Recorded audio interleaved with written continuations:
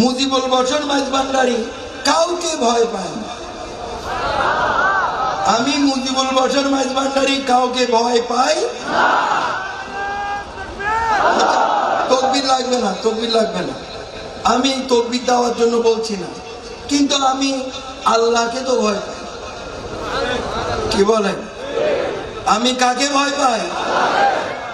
আল্লাহকেও ভয় পাই, নবী মুহাম্মদ রাসূলুল্লাহরও ভয় পাই। কথা বুঝতে পেরেছেন? কিন্তু এমনি বর্তমান যুগে যত ইনসান আছে আমি কাউরে ভয় পাই না। কথা বুঝতে পেরেছেন? যার জন্য আমি কারো বিরুদ্ধে কিছু বলি না, কারণ গীবত গিল্লা করতে আল্লাহ নিষেধ করেছেন, রাসূলও নিষেধ করেছেন। যার জন্য আমি ফিসক ফাসাদ বিরোধী, গীবত বিরোধী। কারো বিরুদ্ধে আমার লক্ষ লক্ষ কোটি কোটি কোরআন সুন্নাহর বয়ানের ক্যাসেট লক্ষ লক্ষ কোটি কোটি মানুষের হাতে আছে, নাই? আজকেও রেকর্ডিং করছেন না অনেকে?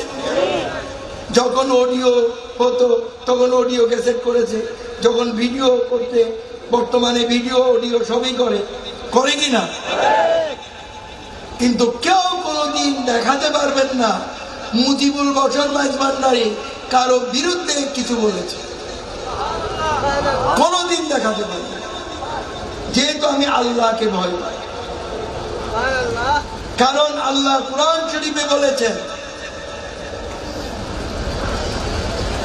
আল্লাহ কুরআন শরীফে বলেছেন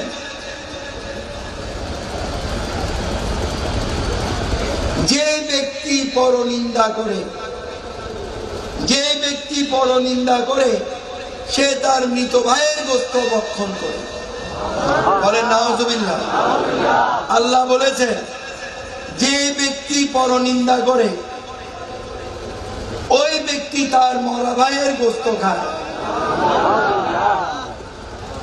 তো মানুষের গোশত হালাল না হারাম? হ্যাঁ, হারাম না? তার উপরে মৃত ভাইয়ের গোশত ডবল হারাম না?